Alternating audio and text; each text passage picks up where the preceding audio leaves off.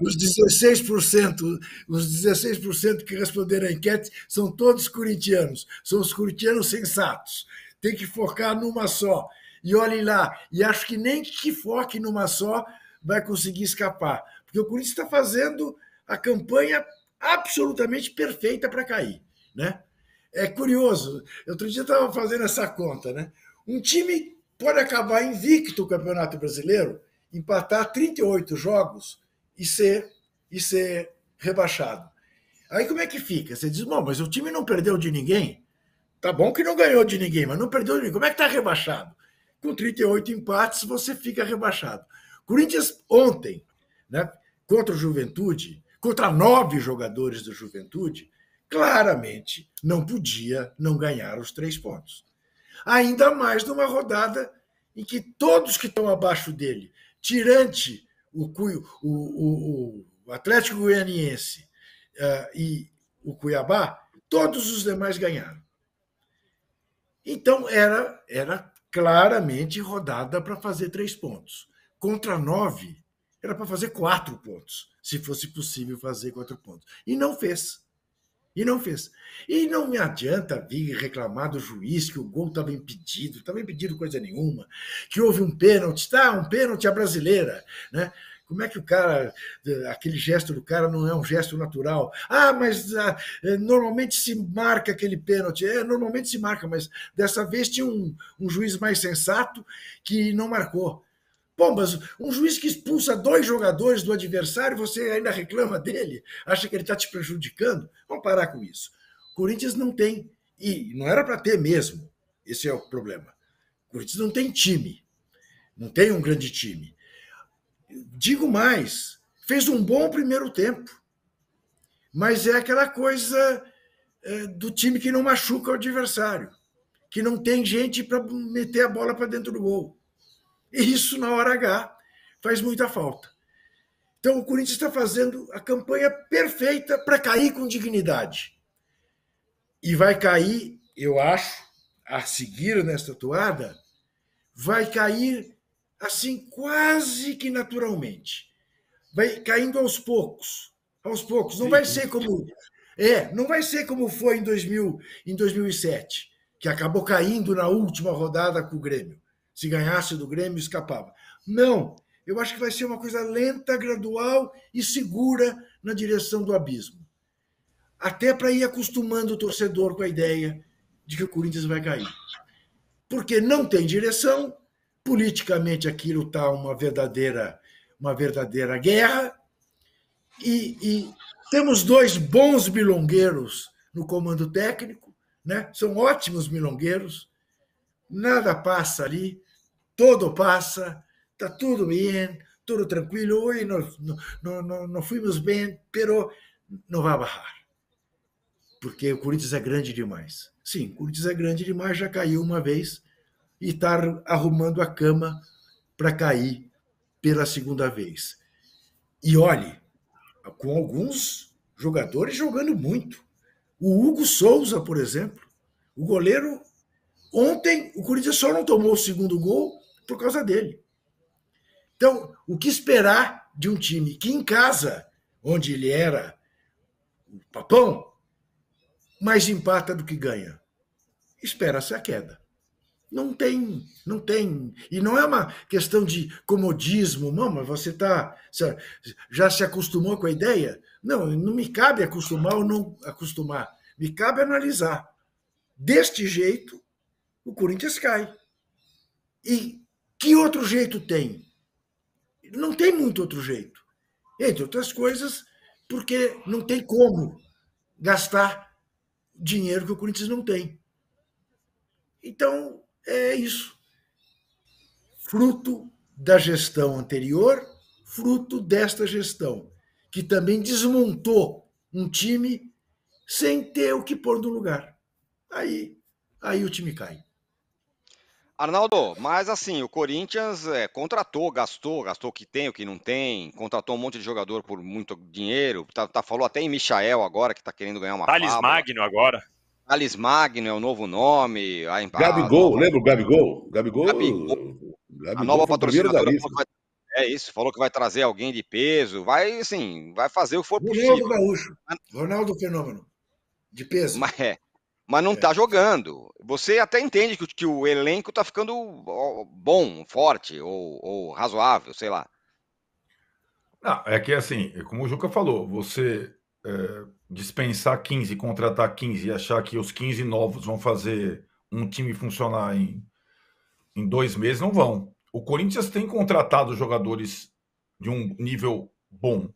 Agora, por exemplo, o setor em que o Corinthians não contratou jogadores de nível bom, ataque.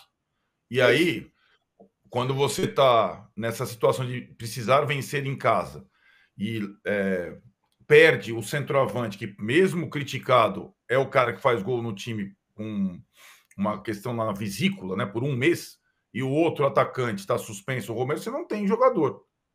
À frente, o Corinthians não tem. Do meio para trás, hoje o Corinthians até tem. Mas demora um certo tempo. E é muito arriscado fazer essa reformulação que o Juca citou com o brasileiro em andamento, nesse nível, largando mal no campeonato, planejando mal, com o caos diretivo, trocando de técnico, né? É isso, por isso assusta. Arnaldo, veja a ironia. Mano Menezes salvando o Fluminense depois de ter saído do Corinthians, deixando o Corinthians como deixou. E acrescento, não existe no mundo um time que tome tanto gol antes do 5º minuto do jogo como o Corinthians. É impressionante.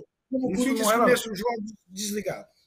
Eu acho que isso nunca foi assim, né? E isso eu acho que explica um pouco na troca de técnicos e tal. É isso mesmo, o contraste com o Fluminense do Mano, que ganhou outra, é grande. E aí, Tironi, a tal da frente tripla é um dilema, né? O Corinthians tem... Se a gente está falando de vários jogos entre Flamengo e Palmeiras, a gente vai ter, daqui para frente, vários jogos entre Corinthians e Bragantino, né? Primeiro tivemos vários jogos Corinthians e Grêmio, e agora vão ter vários Corinthians e Bragantino. Aonde colocar o pé, né, Juca? Na qual canoa? De Couto Pereira, no meio de semana, para o jogo de volta com o Grêmio, ou no final de semana contra o Bragantino em casa pelo Brasileiro, antes até do confronto da Sul-Americana. Eu acho mais difícil você ter a priorização deixando de lado ou rifando algumas rodadas do Brasileiro para quem está embaixo. Para quem está em cima pode custar o título, como disse o Mauro. Para quem está embaixo pode custar o rebaixamento. Claro. Então, esse é o dilema, né, que o Corinthians tem a partir de agora, né? E acho que esse jogo era um jogo obrigatório, confronto direto, 11 contra 9, não tem perdão. Esse jogo, se o Corinthians se enroscar daqui para frente, esse jogo vai ser sempre lembrado, porque o Corinthians, de um jeito ou de outro, estava ganhando esses confrontos, né? Ganhou do Vitória, ganhou do Criciúma, na Bacia das Almas, ganhou. Agora, a rodada foi péssima e a situação está bem enroscada. O Bragantino costuma, na hora H, se fragilizar contra qualquer adversário. Talvez seja essa a esperança do Corinthians, tanto no Brasileiro quanto na Sul-Americana. O futuro do Corinthians é complicado, porque tem o Bragantino no próximo jogo, que a gente não sabe o que dá para esperar, né? Que é aquele time que pode, enfim. Mas depois tem Fluminense, Fortaleza e Flamengo. É uma sequência de matar para o Corinthians no Brasileirão. E aí o Juca brincou da cair naturalmente, dependendo da sequência do que aconteceu, o Corinthians entra em setembro num estado de calamidade. Exatamente isso. Tem uma mensagem aqui, eu vou passar a bola para o Mauro já, mas antes só uma Cuidado mensagem com essas mensagens, que hoje elas estão tinindo, hein? Essa é boa. Ele fala assim, a reformulação deveria ter acontecido, ele defende. O desempenho do time ano passado já mostrava isso, foi salvo pelo Hendrick.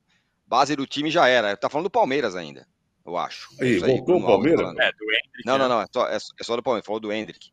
Agora, o Mauro, paralelamente ao Corinthians não ganhar mais de ninguém em casa, e aí, como disse o Juca, vai meio entrando ali na zona de rebaixamento como quem não quer nada, meio sorrateiramente, Grêmio e Inter vão fazer o caminho inverso. O Grêmio venceu bem e o Internacional do Mano 1-0 o tempo todo. O Mano até falou, não, tá bom assim. O Internacional do Mano, não, Fluminense do Mano. Fluminense do Mano, desculpa.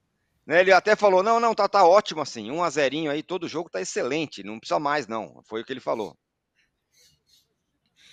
O Mano Menezes fez aquilo que se esperava dele, né? Ele muda a forma de jogar, o Fluminense ainda tem muita posse de bola, mas já não é aquilo a mesma coisa de antes, né? Ontem foi bem equilibrada a posse de bola. A média de idade era de 32, 33 às vezes. E mesmo com o Thiago Silva, que vai fazer 40 anos mês que vem, e com o Fábio, que tem 43, né? O Fluminense ontem jogou com uma média de idade de 30,7. Quer dizer, já caiu a média de idade. Para cair 2 anos a média de idade, você tem que mexer bastante no elenco, né? Você, só caiu 1 ano, 2 anos, assim, mas são 11 jogadores. Você reduz, ele baixou a média, mudou o perfil do time e está conseguindo vitórias aí por 1 gol. Ontem o Cauã fez outro gol também, que foi anulado, houve um impedimento, o gol até muito bonito, né? No primeiro tempo. E o Fluminense está conseguindo escapar, né? Conseguindo reagir. O Fluminense tem jogadores para isso, né? Faltava um pouco de organização, o modelo do Fernando Diniz estava esgotado. Eu acho que ele insistiu muito, falamos muito sobre isso, insistiu muito numa receita que já não estava mais dando certo, e o Mano está conseguindo aí no curto período tirar o Fluminense dessa situação. Eu imagino que em mais algumas rodadas, quando o Fluminense estiver fora totalmente, aí ele vai poder, se isso acontecer, claro, aí ele vai poder se voltar mais aí para a Libertadores, Copa do Brasil menos, agiu corretamente contra o Juventude, colocou o time em reserva, e o Grêmio com reservas venceu também lá o Atlético no Paraná, em Curitiba, né? Também saiu. Os dois ultrapassaram o Corinthians no final de semana, Grêmio e o Fluminense. E os dois com jogos a menos, o Grêmio ainda mais. Os dois deixaram para trás. E aí tem um outro detalhe aí que também, que é assim, Vitória vencendo, né? Criciúma vencendo o Atlético, alguns times que vieram da Série B e que estão com cara de que não estão a fim de voltar, não, querem ficar. Tem muito campeonato ainda, mas. Juventude o Juventude fez 2 jogos que ele abriu mão do mando e não perdeu para Atlético Mineiro e para São Paulo. Ele fez 2 pontos ali.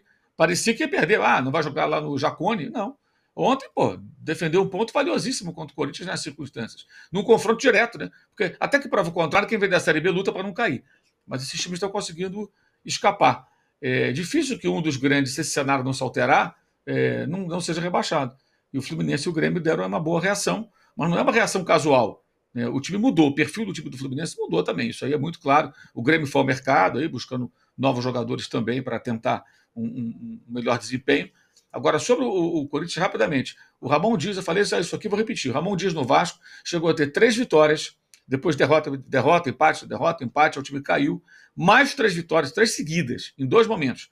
Outra vez o Vasco parecia que ia escapar, e de novo, derrota, empate, e escapou na última rodada. E está acontecendo um roteiro muito parecido, uma reação inicial, e agora o Corinthians está patinando de volta ao Z4. Exatamente. É bom sempre a gente lembrar, quando a gente fala de rebaixamento, no número de jogos. Por exemplo, o Internacional tem 5 jogos a menos que o Corinthians. Isso. 5 jogos. Por mais que ele não esteja jogando nada, em 5 jogos. O Grêmio tem 2 a menos. O Grêmio tem 2 a menos. Olha aqui. Ué. Deixa eu ver mais aqui. O Fluminense tem 1 a menos. Potencialmente. O Grêmio tem 2. Juventude tem 2 a menos. Zé, potencialmente, o Corinthians está em penúltimo lugar. É verdade. Se você analisar, fechar ali o número de jogos e tal, potencialmente está em penúltimo. Só o Atlético lá de Goianiense, esse aí já Só esse está morto. Cuiabá mesmo, que está em penúltimo lugar hoje, tem 2 jogos a menos. Exatamente, por isso que eu digo. Se ele fizer, não é nem se ele fizer os 6 pontos, se ele fizer 3 pontos, ele passa o Corinthians no número de vitórias. Exatamente isso. E Danilo, só para completar ainda com relação Corinthians, Grêmio e Fluminense, o Corinthians já fez todas as coisas, só falta trocar de técnico de novo, ou contratar mais gente. Pois assim, eu acho que o Corinthians ele deu início de mudança de ânimo, né? E eu acho que isso no futebol é importantíssimo. A gente fala muito de técnica, tática e tal. Eu acho que o ambiente também ele é importante. E quando o Corinthians deu esse sinal de ambiente, conseguiu fazer jogos bons com o Grêmio e tal, apesar da polêmica da arbitragem. E aí no jogo de ontem, eu fiquei assistindo e depois das 2 expulsões, que diga-se de passagem, 2 expulsões justas, eu falei, não, agora o Corinthians vai conseguir, vai, né, dar aquela aliviada, aquela respirada. E aí esse é o tipo de jogo que, quando você estava num lugar que parecia que você estava começando a subir, tirar a cabeça para fora da água, volta tudo. Porque você não conseguir vencer com 2 a mais dentro da sua casa, e não é que foram 2 a mais nos últimos 5 minutos, não, foi por muito tempo. Então é o tipo de jogo que atrapalha muito também o ambiente, a pressão. Eu já estou vendo agora, até há pouco, o Wesley era comparado com o Endrick, o Wesley ia ser vendido para não sei aonde, e agora o corintiano já está quase pagando o táxi para levar o Wesley até o aeroporto na primeira proposta que chega. Então você vai vendo esse tipo de mudança no ambiente, isso pesa muito. E aí quando você olha para trás, olha para quem está em cima, diretoria, não dá para confiar em absolutamente ninguém, nem nada. Até que a diretoria agora deu uma sumida do noticiário um pouco, não sei se é por conta das Olimpíadas, não sei se é porque o Ramon Dias, enfim, deu uma sumidinha, mas a gente sabe que já volta, em algum momento eles vão fazer alguma coisa para voltar. E aí o Corinthians então tá num lugar que você não consegue olhar e falar, não, fica tranquilo, vai dar tudo certo. Em nenhum momento você pode olhar pro Corinthians e falar, fica tranquilo.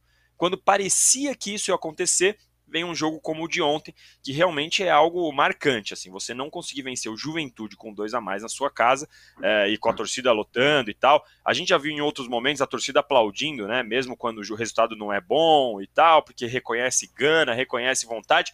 Ontem já não foi assim. Ontem a torcida saiu da Neoquímica ressabiada, e tem que ficar ressabiada mesmo, até por conta dessa sequência. Danilo Lavieri, a nossa Rebeca acaba de dar um show no solo. Olha só.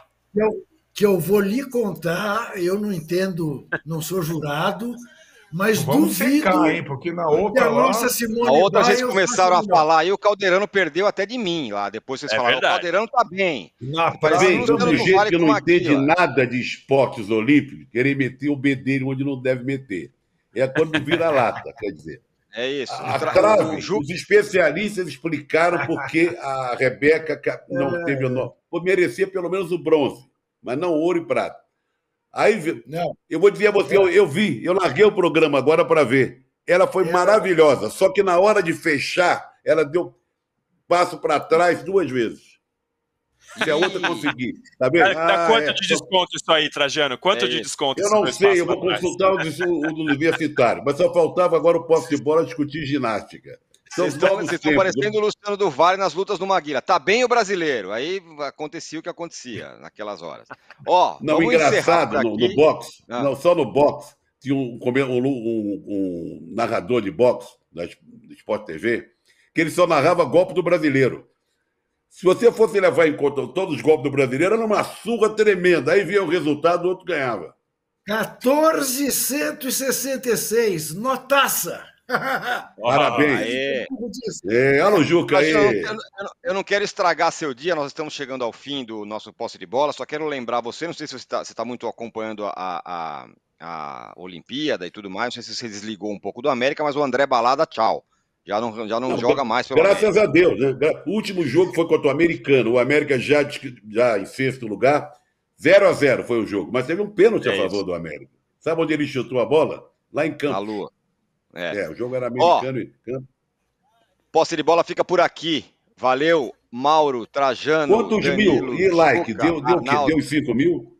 Chegamos em 4 mil, mas agora fora do ar chegaremos a 6 mil tranquilamente. Valeu, Arnaldo, Juca, Trajano, Danilo, Mauro. Até sexta-feira. Tchau. Tchau.